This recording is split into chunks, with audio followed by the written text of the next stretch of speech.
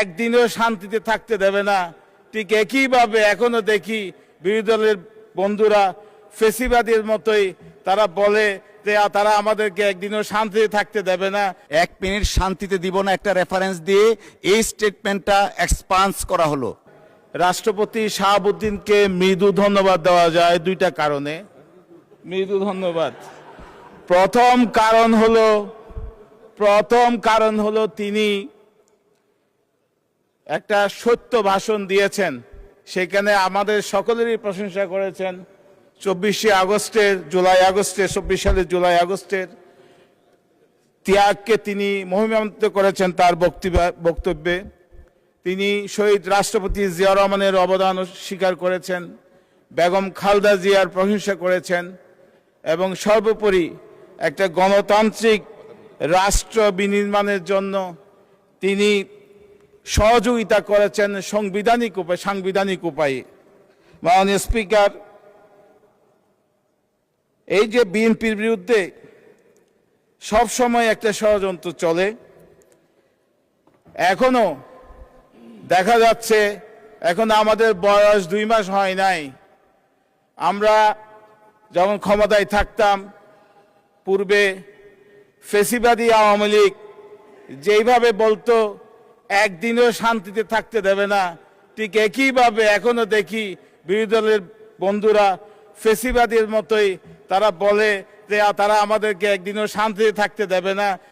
পার্লামেন্টও বলে, পার্লামেন্টের বাইরেও বলে। মাননীয়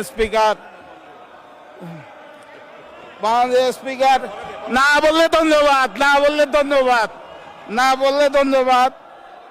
মাননীয় স্পিকার,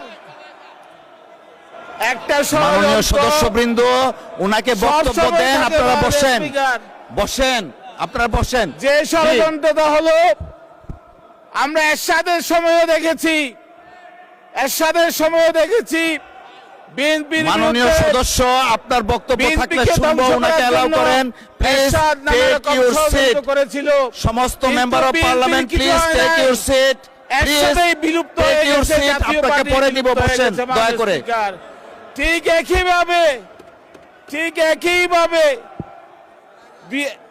একইভাবে আওয়ামী লীগও বিএনপিকে দমন করার জন্য 15 বছর ফেসিবাদী কায়দায় বিএনপির মানুষকে নির্যাতন করেছে, নেতাদের নির্যাতন করেছে, নিপীড়ন করেছে, কিন্তু বিএনপির কিছু হয় নাই।